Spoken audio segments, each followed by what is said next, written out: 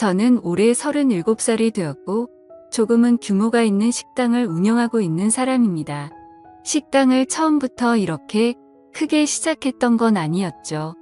부모님이 하시던 곳을 물려받아서 식당을 운영하다가 지금은 약간은 고급스러운 느낌으로 전향하려고 리모델링을 했습니다. 그 결과 생각보다 가게는 더 승승장구하게 되었습니다. 그래서 결국 몇 군데의 다른 컨셉의 식당을 더 시작하게 되었고 남들에 비해 조금은 빨리 성공의 단맛을 보고 있는 상황입니다. 하지만 이런 제게도 남들에게는 차마 말 못할 사연이 있어서 이렇게 글을 쓰게 되었네요. 일단 핑계로 들릴 수도 있겠지만 일에 집중해서 사느라 그런 것도 있고 여자에 대한 믿음이 많이 사라지는 계기가 생겨서 저는 아직까지 미혼으로 지내고 있습니다. 제가 하고 있는 고민은 친구였던 놈의 아내와 사랑을 나누게 되었고 그 사실을 친구가 알게 되면서부터입니다. 어릴 때부터 저는 부모님의 가게가 엄청 바쁘셨기 때문에 항상 학교를 다녀오면 매일같이 부모님을 도와서 가게 일을 돕기 바빴습니다. 그러다 보니 자연스럽게 많은 친구들과 어울리지는 못하게 되었고 어느 순간부터는 제가 학교에서 괴롭힘을 당할 뻔한 상황까지 생겼었습니다. 하지만 그땐 제가 워낙 숫기도 없고 말주변도 뛰어나지 않아서 학교에서는 조용히 지냈는데 오히려 그 덕분인지 주변 친구들은 저를 괴롭히는데 흥미를 잃게 되었고 저는 또래 친구들과 크게 다를 바 없이 학창시절을 지내게 됐었죠.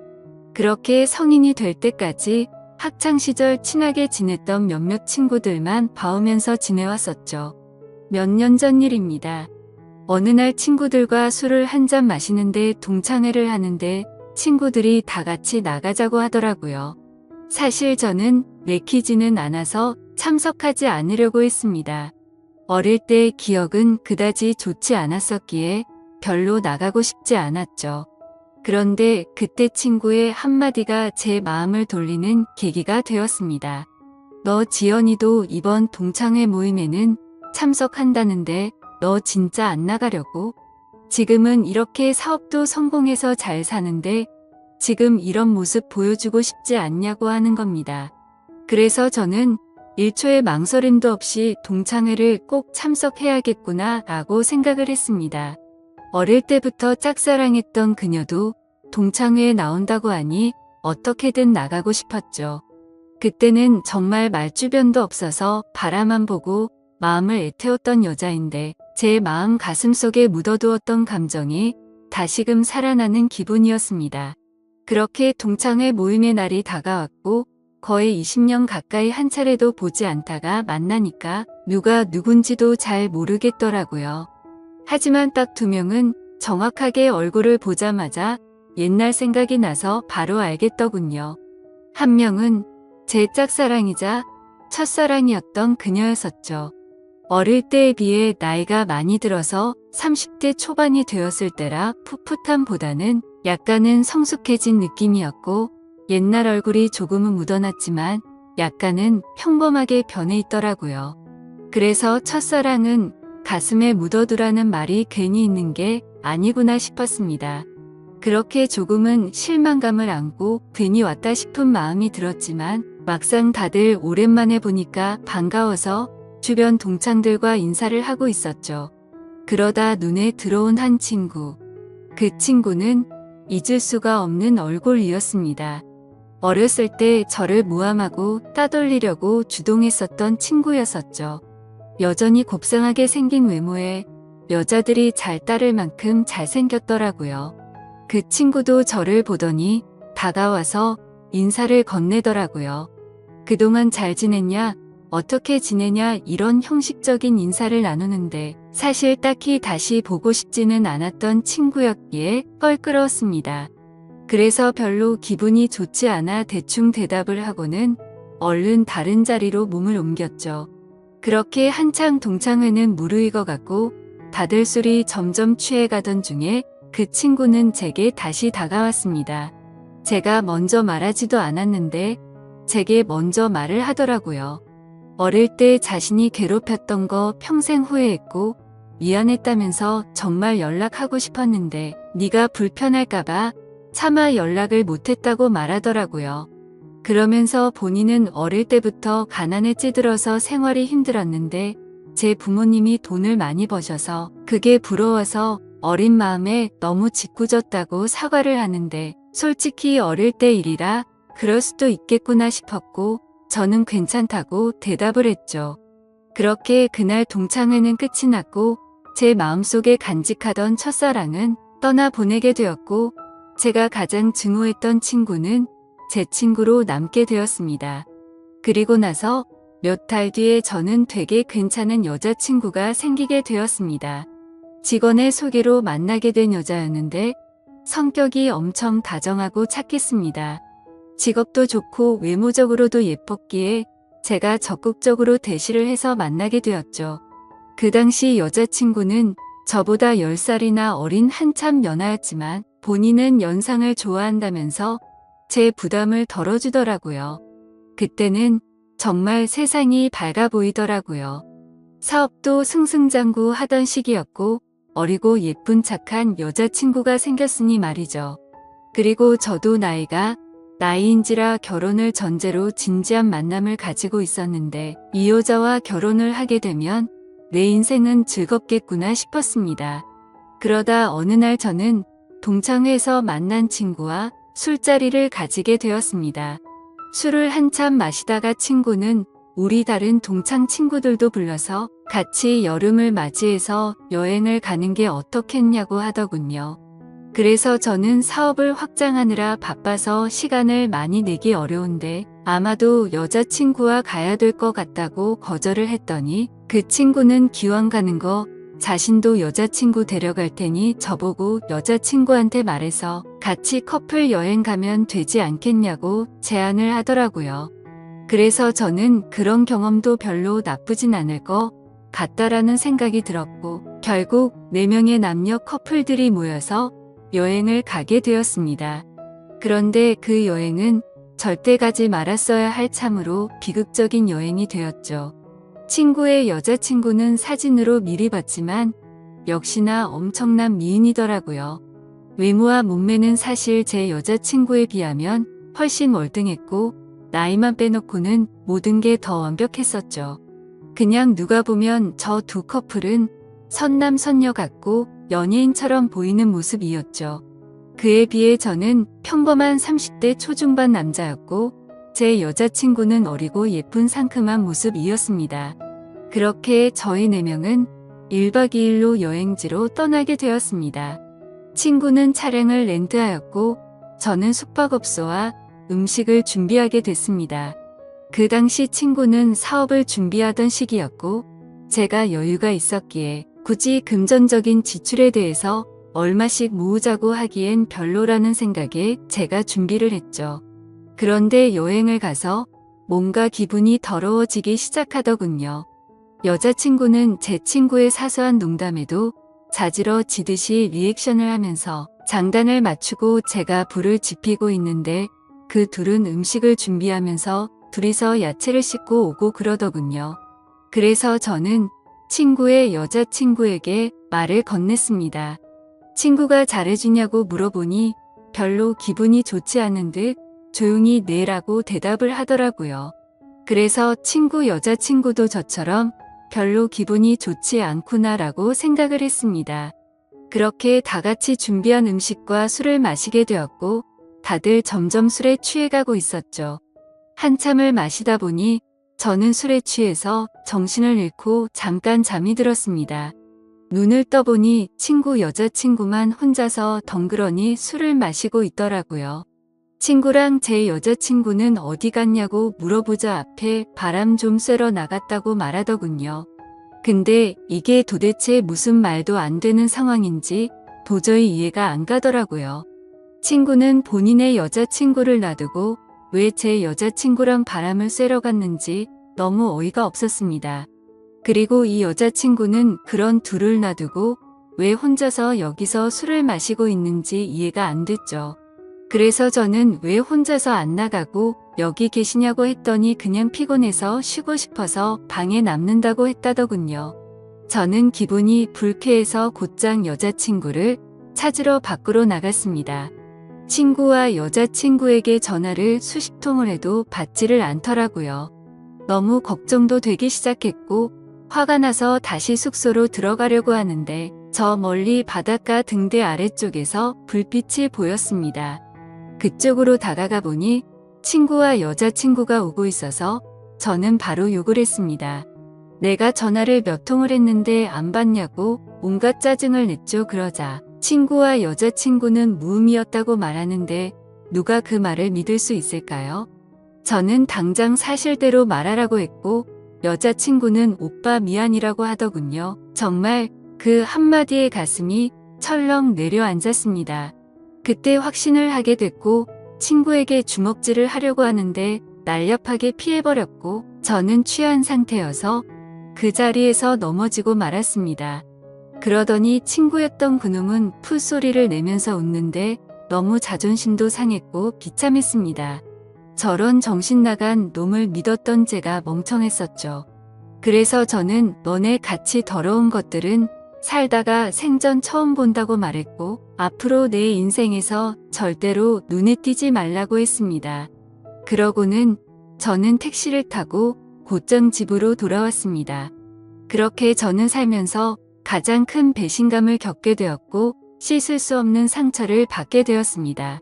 결혼까지 생각했었던 여자친구에게 그렇게 배신을 당하고 났더니 도저히 정신을 차리지 못하겠더라고요.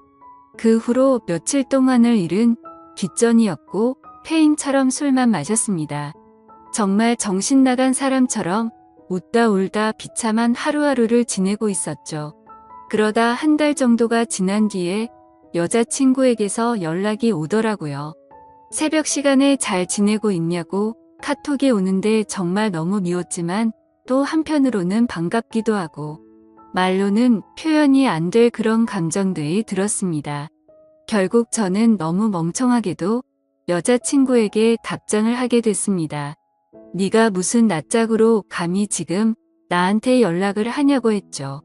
그러자 그때 얘기를 하는데 자신도 술에 취해서 정신을 잃고 당했다고 하더라고요.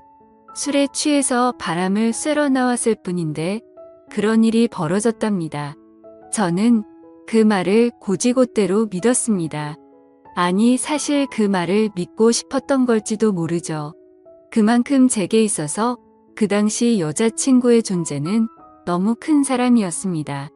저는 그런 여자친구를 용서를 하고 다시 만나게 되었지만 믿음이라는 건 한번 무너지고 나니 도저히 회복이 안 되더라고요. 그렇게 겨우겨우 버티면서 만나던 어느 날이었습니다. 같이 밥을 먹다가 여자친구가 화장실에 간 사이 여자친구의 폰이 울렸습니다. 사실 여자친구가 의심스러워 비밀번호 패턴을 외워두었기에 바로 풀어서 확인을 했죠. 근데 평소 여자친구는 카톡을 썼는데 알 수 없는 메신저로 연락이 와 있더군요. 예상대로 여자친구는 아직도 제 친구라는 그놈과 연락을 주고받고 있었습니다. 정확히 말하면 여자친구가 그 친구놈에게 매달리고 있더군요.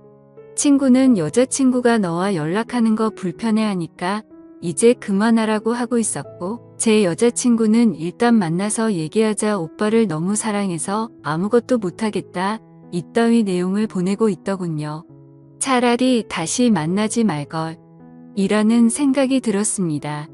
때마침 여자친구는 테이블로 오고 있었고 저는 곧장 일어서서 나가버렸습니다. 그리고 그날 이후로는 깨끗이 잊었고 모든 연락을 차단하고 일에만 집중해서 살았습니다. 아무쪼록 저는 그 계기로 여자에 대한 혐오증이 생겨버렸고 결혼을 절대 하지 말아야겠다라고 생각하고 살았습니다. 그 결과 결혼을 하고 평범한 삶을 사는 데는 실패를 했지만 사업이 연쇄적으로 잘 된 덕분에 또래 누구보다도 성공한 삶을 살고 있었죠. 그렇게 저는 마음도 점점 안정을 찾아갔고 새로 런칭한 레스토랑에서 일을 보고 있었습니다. 그런데 엄청 미인의 여자들이 가게로 들어오더라고요. 저는 반갑게 인사를 하면서 테이블로 안내를 하는데 그 일행 중에 한 명이 제 이름을 부르면서 혹시 재우 씨 아니냐고 하더라고요. 그래서 얼굴을 봤더니 친구 놈의 여자친구였습니다. 몇 년이 지났지만 워낙 미인이었기에 바로 알겠더라고요.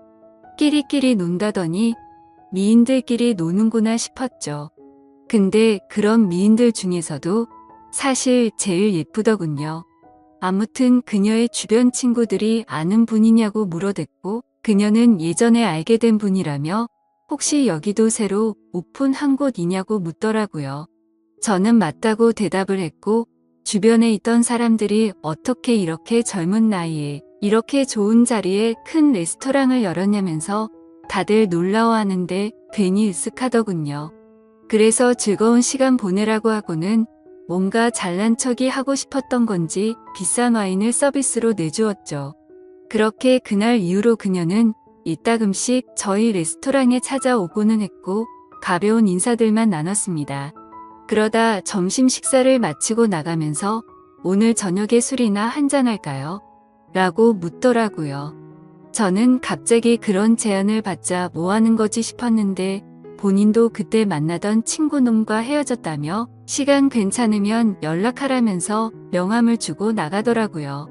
내가 왜 너랑 술을 먹냐고 생각은 했지만 행동은 달랐죠. 연예인보다 더 예쁜 미인이 술을 먹자고 하는데 라는 생각도 들었고 사실 그 친구놈이랑 그 사건이 있고 나서 어떻게 됐는지도 궁금하더라고요. 그래서 그날 저녁 근사한 곳에 약속 장소를 잡고 저는 신나는 기분으로 나갔습니다. 그녀는 점심때와는 다른 여성스러운 복장으로 제가 있는 곳으로 다가오는데 진짜 선녀 같다랄까. 후광이 비치는 게 이런 거구나 싶었습니다. 넋을 놓고 있다가 저희는 그렇게 식사를 하면서 술을 마시기 시작했죠. 그래서 저는 머쓱하게 그동안 잘 지내셨냐고 물었고 그녀는 종종 보시면서 처음 물어보시네요. 라면서 웃는데 솔직히 그 미소에 가슴이 두근거릴 정도였습니다. 예전에 여행 갔을 때도 이렇게 예뻤었나 싶었는데 생각해보니 그때는 웃지도 않고 기분이 안 좋아 보였었죠. 아무쪼록 이런저런 사소한 잡담을 나누면서 술을 마셨고 어느 정도 술이 취해갈 때쯤 제가 진짜 궁금했었던 걸 저는 물었습니다.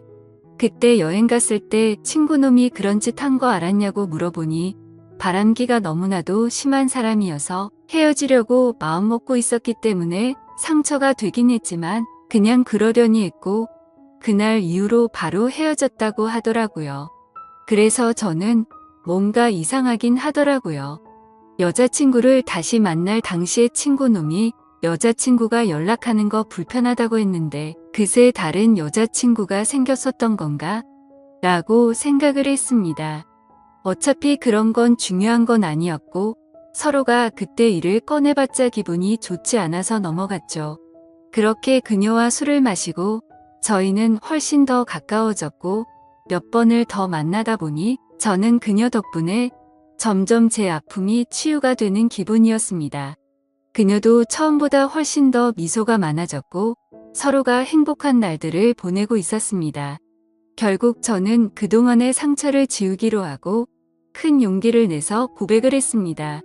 그러자 그녀는 많이 당황을 했고 제 예상과는 달리 거절을 했습니다. 정말 마음이 아팠죠.